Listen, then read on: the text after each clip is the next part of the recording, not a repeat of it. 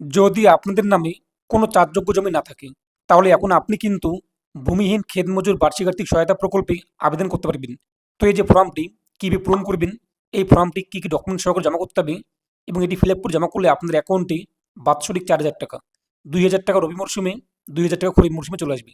যদি আপনাদের বয়স 18 বছর কিংবা তার ঊর্ধ্বে হয়ে থাকে, তো আপনি এই ফর্মটি পূরণ করতে পারবেন। তো ফর্মের সঙ্গে কোন কোন ডকুমেন্ট জমা করতে হবে, কীভাবে স্ট্যাটাস চেক করবেন যে টাকা আপনাদের অ্যাকাউন্টে আসবে কিনা, আপনার আবেদন অ্যাপ্রুভ হলো কিনা, ইত্যাদি বিষয় চলুন দেখে নিচ্ছি। ফর্মটি পূরণ কীভাবে করবো, কী কী ডকুমেন্টস লাগবে, স্টেপ বাই স্টেপ ঘর বাই ঘর দেখে নেব।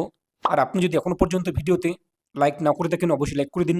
তার পাশাপাশি চ্যানেল সাবস্ক্রাইব করে পাশের বেলুন ক্লিক করুন, সরকার রাখুন পরবর্তী ভিডিও সবাইকে পাওয়ার জন্য। আর আপনি যদি ভিডিওটি আমাদের ফেসবুক পেজ এমডি তুনুসার দেখে থাকেন, অবশ্যই ফেসবুক পেজটি ফলো করুন আর অবশ্যই ভিডিওটি প্রত্যেককে শেয়ার করে জানিয়ে দিন। তো এই যে ফর্ম, এই ফর্মের ডাউনলোড লিঙ্ক আমি আপনাদের ভিডিওর ডিসক্রিপশন বক্স এবং কমেন্টে দিয়ে দিয়েছি। তো সেখানে আপনি খুব সহজে ফর্মটিকে ডাউনলোড করতে পারবেন। এর পাশাপাশি আপনি কিন্তু নিকটবর্তী যে ক্যাম্প চলছে আপনাদের বর্তমানে, রেজিস্ট্রেশন ক্যাম্প, সেই ক্যাম্প থেকে সম্পূর্ণ বিনামূল্যে এই ফর্মটি পেয়ে যাবেন। তো দেখতেই পাচ্ছেন প্রথমত নাম ক্যাপিটাল, এই ঘরে যে কৃষক কিংবা যার জমি নেই, যে আবেদন করবে ফর্মটি, সেই ব্যক্তির নাম উল্লেখ করতে হবে। তার ডকুমেন্টসে যা রয়েছে দেখে দেখে আপনি ক্যাপিটালি ইংরেজি বড় হাতের অক্ষরে আপনি নামটি লিখে দেবেন। তারপর হচ্ছে কিন্তু বাসস্থানের ঠিকানা, সে যে আবেদনকারী তার ঠিকানা কী রয়েছে, বর্তমান ঠিকানা, তার আধার কার্ড অথবা ভোটার কার্ডে কী অ্যাড্রেস রয়েছে, গ্রামের নাম, এরপর গ্রাম panchayat, post office, block, police station, district অর্থাৎ জেলা, তারপর পিনকোড কী রয়েছে তা এখানে বসিয়ে দেবেন। তারপর পিতার নাম অথবা স্বামীর নাম, তো সেই আবেদনকারীর বাবার নাম অথবা স্বামীর নাম কী রয়েছে এখানে উল্লেখ করে দেবেন। পুরুষ মহিলা প্রত্যেকে আবেদন করতে পারবে। তারপর যে ডেট অফ বার্থ, তো আবেদনকারীর দিন, মাস, ইয়ার উল্লেখ করে দেবেন এবং 1/4/2026, 1 এপ্রিল, 1 এপ্রিল থেকে তার বয়স কত দাঁড়ায় জন্ম তারিখ অনুযায়ী আপনি হিসেব করবেন। যত হয়ে থাকে সেটি আপনি লিখে দেবেন পূর্ণাঙ্গ বয়সটি। সেই আবেদনকারীর জেন্ডার, তিনি পুরুষ নাকি মহিলা নাকি অন্যান্য থার্ড জেন্ডার আদার্স। যদি পুরুষ হয় এই বক্সে টিকমার্ক করবেন, মহিলা হলে এখানে টিকমার্ক করবেন আদার্স, থার্ড জেন্ডার হলে এই বক্সে আপনি টিকমার্ক করে দেবেন। এরপর যে কাস্ট শ্রেণী, সেই আবেদনকারী জেনারেল নাকি এসসি নাকি এসটি নাকি ওবিসি, যা হয়ে থাকে আপনার অ্যাকর্ডিং সেই বক্সে আপনি টিকমার্ক করে দেবেন। তারপর হচ্ছে কিন্তু ব্যাঙ্ক অ্যাকাউন্টের সঙ্গে যুক্ত মোবাইল নম্বর, তো সেই আবেদনকারীর ব্যাংকের যে তথ্যগুলো উল্লেখ করবেন, সেই ব্যাঙ্ক অ্যাকাউন্টের সঙ্গে মোবাইল নম্বর কোনটি লিঙ্ক রয়েছে সেই মোবাইল নম্বর বসিয়ে দেবেন। এখন যদি আপনাদের ব্যাঙ্ক অ্যাকাউন্টে মোবাইল নম্বর লিঙ্ক না থাকে, তো আপনি কী করবেন, যে মোবাইল নম্বরটি আপনার বর্তমানে চালু রয়েছে সেই মোবাইল নম্বরটি বসিয়ে দিন এবং আগামীকাল ব্যাংকে গিয়ে সেই মোবাইল নম্বরটি লিঙ্ক করেন, তাহলে কিন্তু হয়ে যাবে। তারপর যে আধার কার্ড নাম্বার, তো আবেদনকারী 12 সংখ্যার আধার কার্ড নাম্বার এখানে বসিয়ে দেবেন। তারপর যে ভোটার কার্ড নাম্বার, তো আবেদনকারী ভোটার কার্ড নাম্বার এখানে দেখে দেখে উল্লেখ করে দেবেন। তারপর যে ব্যাংকের তথ্য, কোন ব্যাঙ্ক অ্যাকাউন্টে আপনি এই টাকাটি নিতে চান সেই ব্যাংকের তথ্য উল্লেখ করতে হবে। প্রথমত রয়েছে name as per bank account, তো আপনার ব্যাংকের পাসবইয়ে কী নামের বানান রয়েছে, যা নামের বানান রয়েছে আপনাদের ব্যাংকের পাসবইয়ে দেখে দেখে আপনি নামটা উল্লেখ করে দেবেন আর সমস্ত আপনি ক্যাপিটাল ফিল আপ করবেন। তারপর হচ্ছে অ্যাকাউন্ট নাম্বার, তো আপনার ব্যাংকের পাসবই দেখে দেখে অ্যাকাউন্ট নাম্বার উল্লেখ করে দেবেন। এরপর আইএফএসসি কোড, সেটিও আপনি ব্যাংকের পাসবই পেয়ে যাবেন, দেখে দেখে বসিয়ে দেবেন। এরপর ব্যাংকের নাম, আপনার কোন ব্যাংকের অ্যাকাউন্ট নাম্বার আপনি উল্লেখ করলেন, সেটা স্টেট ব্যাংক নাকি সেন্ট্রাল নাকি কানাডা নাকি এইচডিএফসি নাকি পাঞ্জাব নাকি বন্ধন যা হয়ে থাকে সেই ব্যাংকের নাম এখানে উল্লেখ করে দেবেন। তারপর হচ্ছে ব্যাংক ব্রাঞ্চ নেম, তো আপনার ব্যাংকের ব্রাঞ্চ শাখার নাম সেটা লিখে দেবেন। এটাও আপনি কিন্তু ব্যাংকের যে পাসবই রয়েছে সেখানে পেয়ে যাবেন। আর আপনাদের ব্যাংকের পাসবইয়ে যদি আইএফএসসি কোড অথবা ব্যাংক ব্রাঞ্চ নেম না থাকে, তো আপনি ব্যাংকে গিয়ে যোগাযোগ করবেন, পেয়ে যাবেন, সেখান থেকে আপনি দেখে দেখে এরপর জেনে নিয়ে লিখে দেবেন। তো এই অ্যাকাউন্ট টাইপ, তো আপনার অ্যাকাউন্টটি সেভিং নাকি কারেন্ট, বেশিরভাগ 99% ব্যক্তিরই কিন্তু সেভিং অ্যাকাউন্ট থাকে, তাই আপনি সেভিং অ্যাকাউন্ট এই বক্সে টিকমার্ক করলেন। যদি আপনার কারেন্ট অ্যাকাউন্ট হয়ে থাকে, তাহলে আপনি এই বক্সে টিকমার্ক করে দেবেন আপনার অ্যাকাউন্টিং। তারপর আপনার কিন্তু এই ফর্মের সঙ্গে ব্যাংকের পাসবইয়ের জেরক্স জমা করতে হবে অথবা ক্যান্সেল চেক, যাদের ব্যাংকের পাসবই নেই কিন্তু চেক রয়েছে, সেই ক্যান্সেল চেক আপনি এখানে জমা করে দেবেন, সেই বক্সে টিকমার্ক করে দেবেন। আমার ব্যাংকের পাসবই জেরক্স জমা করব, তাই এই বক্সে আমরা টিকমার্ক করে দিলাম। তারপর হচ্ছে কিন্তু নমিনির তথ্য, তো আপনি কাকে নমিনি রাখতে চান এবং এখানে আমরা কেন নমিনির তথ্য উল্লেখ করব। আপনারা প্রত্যেকে জানেন যে কৃষক বন্ধু নতুন প্রকল্পে যদি কোনো কৃষকের 18 থেকে 60 বছর বয়সের মধ্যে মৃত্যু হয়, তার পরিবার কিন্তু এককালীন মৃত্যুকালীন সাহায্য পেয়ে থাকে রাজ্য সরকারের তরফ থেকে 2 লক্ষ টাকা। যদি ভবিষ্যতে এই নতুন প্রকল্পের কোনো আর্থিক সহযোগিতা করা হয়ে থাকে, মৃত্যুকালীন সুবিধা কিংবা ইত্যাদি, তাহলে কিন্তু এই নমিনি ক্লেম করতে পারবি। তাই নমিনির নাম উল্লেখ করে দেবেন। তো নমিনি আপনি কাকে রাখতে চান, আপনার ছেলেকে নাকি আপনার মেয়েকে নাকি আপনাদের ওয়াইফকে নাকি আপনার ভাইকে নাকি আপনার দাদাকে ইত্যাদি, আপনার অ্যাকর্ডিং সেই নমিনির নাম এখানে বসিয়ে দেবেন। তারপর নমিনির সঙ্গে সেই আবেদনকারীর সম্পর্ক, হাজব্যান্ড ওয়াইফ নাকি ফাদার সন অথবা ফাদার ডটার নাকি ব্রাদার, যা হয়ে থাকে কিংবা সিস্টার, যা হয়ে থাকে এক কথা সম্পর্ক আবেদনকারীর সঙ্গে, যার নাম আপনি এখানে উল্লেখ করেছেন, সেই হিসেবে আপনার সম্পর্ক কী দাঁড়ায় তা লিখে দেবেন। তারপর হচ্ছে কিন্তু নমিনির বাবার নাম অথবা স্বামীর নাম, তো নমিনির এখানে বাবার নাম অথবা স্বামীর নাম উল্লেখ করে দেবেন। এখানে আপনি যার নাম উল্লেখ করেছেন সেই ব্যক্তির বাবার নাম অথবা স্বামীর নাম।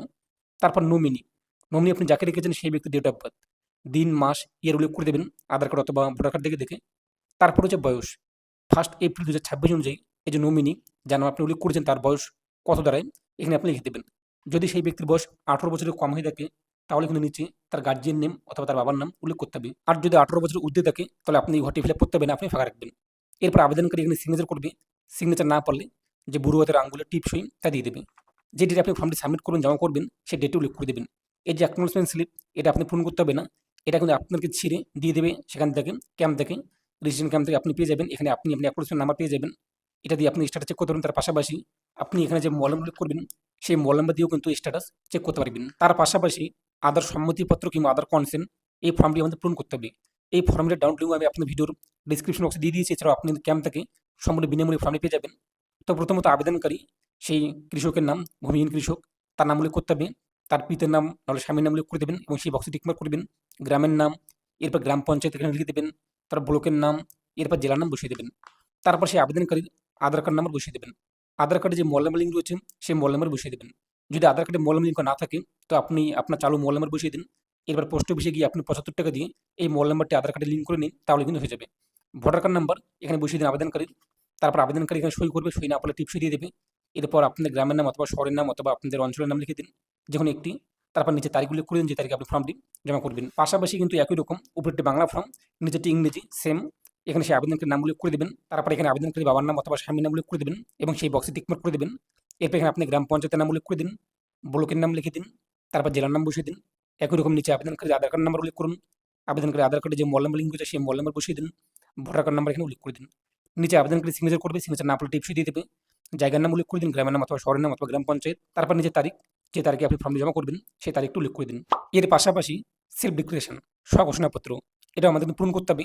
এই ফর্মটি আপনি ক্যাম্প থেকে পেয়ে যাবেন। এছাড়াও আপনারা কিন্তু ভিডিওর ডিসক্রিপশন বক্স থেকে এই ফর্মটি ডাউনলোড করতে পারবেন। প্রথমত নাম, সেই ভূমিহীন কৃষকের নাম উল্লেখ করে দিন, আবেদনকারীর নাম। তারপর সেই আবেদনকারীর পিতার নাম অথবা স্বামীর নাম বসিয়ে দিন, সেই বক্সে টিকমার্ক করুন। তারপর তার গ্রামের নাম, এরপর গ্রাম পঞ্চায়েত, এরপর ব্লক, এরপর থানা, এরপর জেলা লিখে দিন। এরপর নিচে বলা হয়েছে সেই আবেদনকারী কি কৃষক বন্ধু টাকা পায় কিনা কিংবা লক্ষ্মীর ভান্ডার কিংবা অন্য কোনো প্রকল্পের যদি পেয়ে থাকেন সেই বক্সে টিকমার্ক করবেন অথবা সেই প্রকল্পের নাম লিখে দেবেন। আর যদি না পেয়ে থাকেন এই ঘরটি আপনি ফাঁকা রাখবেন। তারপর আবেদনকারী এখানে সই করবে, সই না পারলে টিপ সই। নিচে আবেদনকারী একটি মোবাইল নাম্বার বসিয়ে দেবেন, যে মোবাইল নাম্বারটি চালু রয়েছে আপনাদের। নিচে স্থান, এখানে একই রকম গ্রামের নাম অথবা শহরের নাম অথবা গ্রাম পঞ্চায়েতের নাম উল্লেখ করে দিন। যে তারিখে আপনি ফর্মটি জমা করবেন সেই তারিখটি লিখে দিন। তারপর নিচে ইংরেজি ফর্মটি সেলফ ডিক্লারেশন স্বঘোষণাপত্র একই, এখানে আবেদনকারীর নাম লিখে দিন। এরপর তার বাবার নাম অথবা স্বামীর নাম লিখে দিন, সেই বক্সে টিকমার্ক করুন। তারপর তার গ্রামের নাম, তারপর তার গ্রাম পঞ্চায়েত অথবা পৌরসভার নাম, এরপর ব্লকের নাম, এরপর থানার নাম, এরপর জেলার নাম। তারপর নিচে একই রকম বলা হয়েছে যদি সেই আবেদনকারী কৃষক বন্ধু টাকা পেয়ে থাকে অথবা লক্ষ্মীর ভান্ডার অথবা অন্য কোনো প্রকল্পের, তাহলে আপনি সেটা লিখে দেবেন। আর না পেলে আপনি ঘরটি ফাঁকা রাখবেন এবং এগুলো টিকমার্ক করবেন না। নিচে আবেদনকারী সিগনেচার করবে, সিগনেচার না পেলে টিপসই দিয়ে দেবে। নিচে আবেদনকারী মোবাইল নাম্বার বসিয়ে দেবেন। তারপর তার জায়গার নাম, গ্রামের নাম অথবা গ্রাম পঞ্চায়েত অথবা শহরের নাম।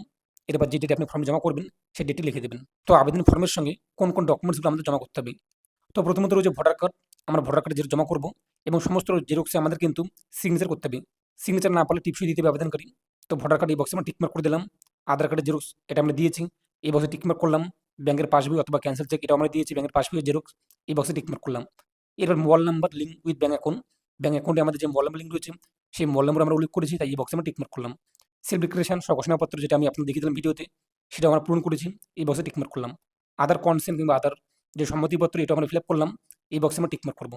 এরপর দেখতেই পাচ্ছেন পাসপোর্ট সাইজের ফটো, এই ফটোটি আমাদের কোথায় বসাতে হবে এবং নিচে বলা হয়েছে অন্যান্য নথি, যদি আপনাদের আরও আলাদা ডকুমেন্টস থাকে এই সমস্ত ডকুমেন্টসের বাদে তো আপনি দিতে পারেন জমা। এবং নিচে এই যে সিগনেচার এগুলো আপনি সিগনেচার করবেন না, এগুলো কিন্তু ক্যাম্প থেকে সিগনেচার করবে, ডেট ইত্যাদি উল্লেখ করবে। তো এই যে আবেদন ফর্মের কোথাও কিন্তু বক্স করে দেওয়া হয়নি যে এই বক্সে আপনার ফটো লাগাতে হবে। তাই আপনি এই কোনায় কিংবা মাঝখানে অথবা এই যে ডান কোনায় যে কোনো এক জায়গায় আপনাদের ফটো লাগানোর পর পিন মেরে দেবেন। আটা লাগালে কী হবে, আপনার সেটা ছিঁড়ে যেতে যাওয়ার চান্স থাকতে পারে কিংবা আপনার নাম ইত্যাদি ঢেকে যাওয়ার চান্স থাকতে পারে। তাই যে কোনো কোনায় আপনি পিন মেরে আপনার ফটো লাগিয়ে দিলেন, তাহলে কিন্তু হয়ে যাবে। এই যে ডকুমেন্টসগুলো এই সমস্ত ফর্ম ফিল আপ করে ডকুমেন্টস সহকারে আপনি আপনার সেই ক্যাম্পে জমা করে দিন। তারপর আপনি অনলাইনে আপনাদের স্ট্যাটাস চেক করতে পারবেন যে আপনাদের আবেদন অনলাইনে এন্ট্রি হয়েছে কিনা ইত্যাদি বিষয়গুলো সমস্ত ভিডিও আমি আপনার বানিয়ে দিয়েছি। এছাড়া আপনার সমস্ত লিঙ্ক ভিডিও ডিসক্রিপশন বক্স এবং কমেন্টে পেয়ে যাবেন, সেখান থেকে আপনারা দেখে নেবেন এবং ইনি আপনার মতামত কমেন্টে পেশ করুন। অনেকে প্রশ্ন করছেন ভোটার কার্ড ছাড়া অ্যাপ্লাই করা যাবে কিনা। ভোটার কার্ড কিন্তু লাগবেই, যদিও এখানে বলা হয়েছে যে ভোটার কার্ড আবশ্যিক নয়, তবে চেক লিস্টে ভোটার কার্ড কিন্তু চাওয়া হচ্ছে। এই যে চেক লিস্ট আধিকারিকরা কিন্তু এটা দেখবেন এই সমস্ত ডকুমেন্টস আপনি দিয়েছেন কিনা। এই সমস্ত ডকুমেন্টস না থাকলে আপনাদের কিন্তু আবেদন রিজেক্ট কিংবা বাতিল হয়ে যাবে। তো এটা আপনি দেওয়া ছিল, ইনি আপনার মতামত কমেন্টে পেশ করুন। আর অবশ্যই ভিডিওটি প্রত্যেকে শেয়ার করে জানিয়ে দিন।